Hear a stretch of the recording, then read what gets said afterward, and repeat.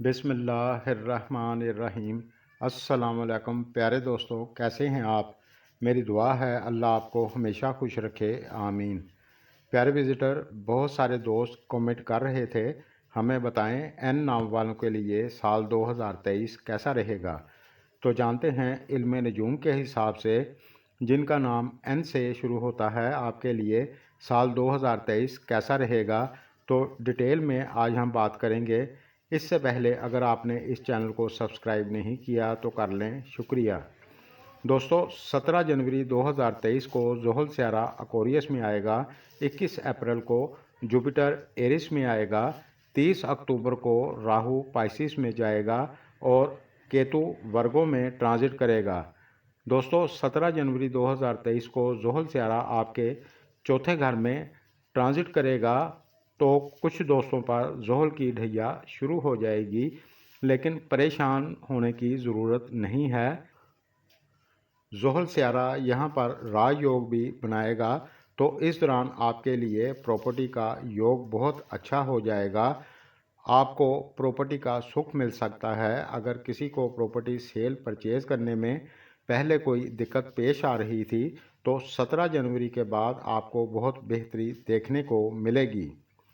या जो भी आप काम करते हैं उसमें आपको कामयाबी नहीं मिल रही थी, या फिर आपकी वालदा की सेहत ख़राब थी, तो इन चीज़ों में आपको बहुत बेहतरी देखने को मिलेगी इंशाअल्लाह।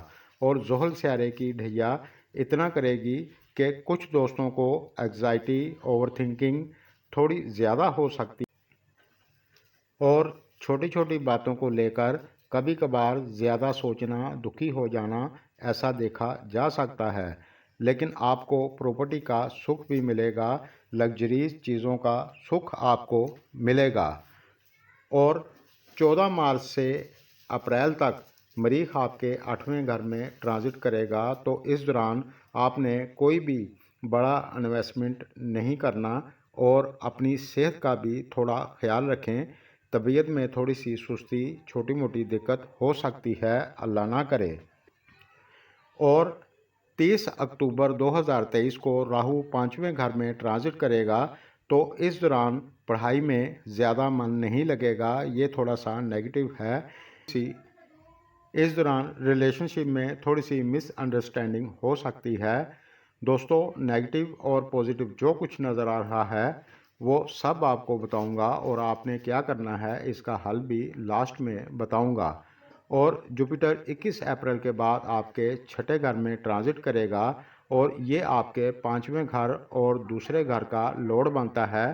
तो 21 अप्रैल के बाद आपका लॉन्ग ट्रैवल हो सकता है, किसी मुबारक जगह पर जाने का प्लान आप कर सकते हैं, कोई नौकरी आपको मिल सकती है, किसी कंपटीशन में पार्टिसिपेट आप कर सकते हैं। लेकिन ये थोड़ा नेगेटिव भी है, इस दौरान आपके खर्चे थोड़े ज़्यादा हो सकते हैं।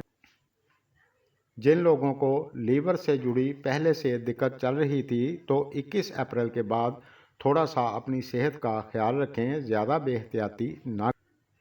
और 16 नवंबर से लेकर पूरे दिसंबर तक मरीख आपके फर्स्ट हाउस में रहेगा, जो आपके लिए अच्छा है। इस दौरान मरीख राजयोग बनाएगा, ये वक्त आपके लिए सबसे ज़्यादा अच्छा रहेगा। इस दौरान आपका नेम फेम भी हो सकता है, आपकी तरक्की हो सकती है। किसी जगह भी कंपटीशन में पार्टिसिपेट करते हैं तो आपके लिए अच्छा रहेगा। आपका स्टेमिना बहुत अच्छा होगा, आपके अंदर एनर्जी होगी, आपका कॉन्फिडेंस बहुत अच्छा होगा, बहुत अच्छी नौकरी आपको मिल सकती है। किसी अच्छी जगह ट्रांसफ़र आपका हो सकता है। ये टाइम पीरियड आपके लिए बहुत अच्छा रहेगा 2023 में को। और अगर आप कोई प्रॉपर्टी ख़रीदना चाहते हैं, या फिर आप गाड़ी ख़रीदना चाहते हैं, या फिर किसी काम की शुरुआत करना चाहते हैं, तो अप्रैल के बाद से नवंबर से पहले आप कर सकते हैं।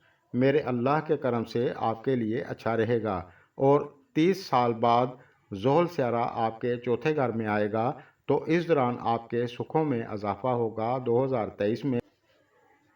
या फिर आप प्रॉपर्टी ख़रीद सकते हैं, या गाड़ी आप ख़रीद सकते हैं, चाहे वो छोटी गाड़ी क्यों ना हो, लेकिन आप खरीद सकते हैं। और जो चीज़ें नेगेटिव हैं उनके लिए हर महीने हस्बे तौफीक सदका देते रहें और रोज़ाना एक मरतबा सूरह शम्स आप पढ़ लिया करें। किसी ज़रूरतमंद की मदद कर दिया करें, इंशाल्लाह आपको बहुत फ़ायदा होगा। आज के लिए बस इतना ही। मेरी वीडियो अगर आपको पसंद आए तो लाइक करें। शुक्रिया।